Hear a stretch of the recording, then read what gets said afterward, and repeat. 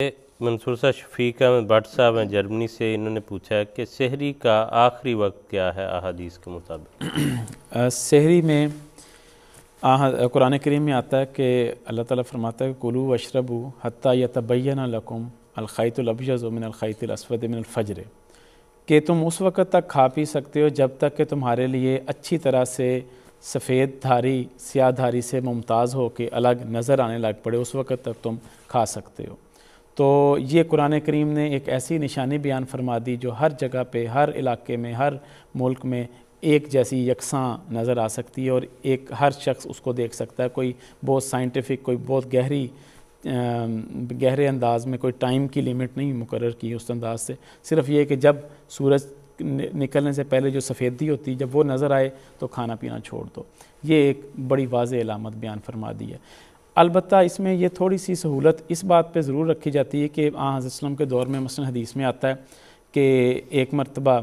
آن حضرت صلی اللہ علیہ وسلم سحری کا کھانا کھا چکے تو ابھی اذان دینا باقی تھی کہ ایک صحابی حضرت علقمہ رضی اللہ تعالیٰ عنہ آن وسلم کی خدمت میں آئے، تو آن وسلم نے کہا کہ آ جاؤ علقمہ میرے ساتھ شامل ہو جاؤ، اور حضرت بلال رضی اللہ تعالیٰ عنہ کو آن وسلم فرمانے لگے رویدہ کا یا بلال تھوڑی دیر کے لیے آپ ٹھہر جاؤ تو علقمہ کو کھانا کھا لیں دو۔ تو اس طرح 2-4 منٹ کا تو اس ٹائم سے آگے پیچھے ہو سکتا ہے، لیکن یہ نہیں کہ آدمی اس کو دلیل بنا کر اس بات کو تو دیر تک کھاتا رہے، کیونکہ میرے علم میں بعض ایسے لوگ ہیں کہ جو یہ کرتے تھے، کہتے ہیں جب تک یہ اس آیت کے مطابق